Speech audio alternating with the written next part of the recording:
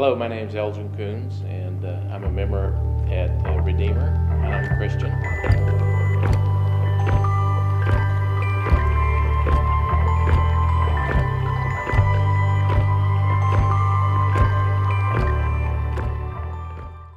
All right, Elgin, we've been doing these Redeemer stories. We've been talking a lot about God's grace, God's mercy, God's love. How have those things been shown to you? How have those had an impact on your life? Well, as you can tell, I'm not a young chicken. Those things have, and that's one of the benefits of being older. I've experienced those through my life. I became a Christian at a really an early age. I had a real conversion experience. Unfortunately, like so many, I became rebellious. At college, considered myself an agnostic, even though I think it was just rebellion. I don't know that I ever was.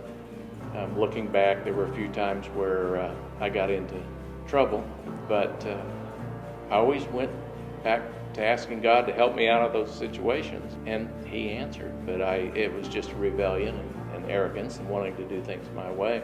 But that's the thing about grace. He didn't abandon me, even though I was running from Him.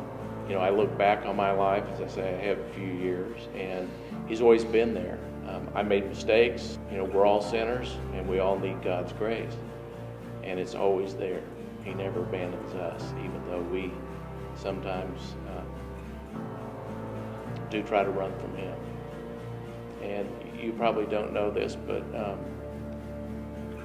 whenever I was 10 years old, I was diagnosed with cancer, and they took part of my thyroid, but didn't give my parents much hope that I'd live to be 18. That was something that I understood and lived with, and He's blessed me. You talk about God's mercy. I have soon to be 6 grandchildren, one probably next week. Wow. And I never thought of myself as growing old. When I was a kid, and I don't know if it was from my situation or what, but I never felt like I'd be very old. To be a part of my children, my grandchildren's lives at this time is absolutely a blessing. We all need that love, we all need that mercy, and we certainly need His grace. Andy, this week, is speaking on the text in 1 Corinthians 15. O death, where's your victory? O death, where's your sting? Can you speak on that in terms of healing the broken or using crooked sticks to make straight lines? I think that passage, Paul was writing to a church that was being persecuted.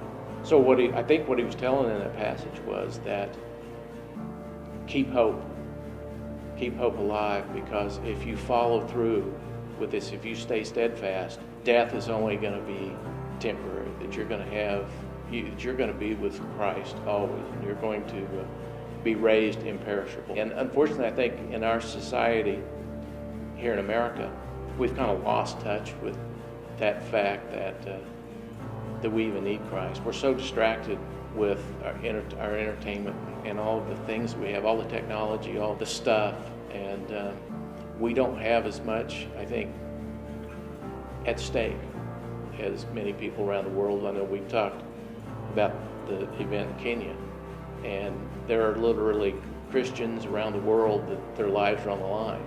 And as in the mall in Kenya, they asked people, are you Muslim or are you Christian? And if they didn't speak, they were shot. And it made me think about us, and what our state. What would we do if we were in that position? Someone said, are you a Christian? And you knew that it meant potentially death. And that's what Paul was speaking to, and he's saying, stay steadfast. Christ has already won. He's already sealed the victory over death. That is our ultimate prize. And yet, what God does for us here on earth is so much better than the alternative, which is not following Him, because He protects us each and every day. He's given me a long life. I love this world, and yet I do long for the day when we'll be with Him. Why are you a Redeemer? Because God wants me here at this time. I really do like a vision of a relational church where we're out and developing ties with people that need Christ. So we need to be out in the communities, and we need to be looking for those opportunities. And I think that's a real opportunity. That's something I think we do very well, is encourage the college age members to recruit people that they have come in contact with. And I love seeing them here. I think that's a huge ministry of this church. Appreciate it.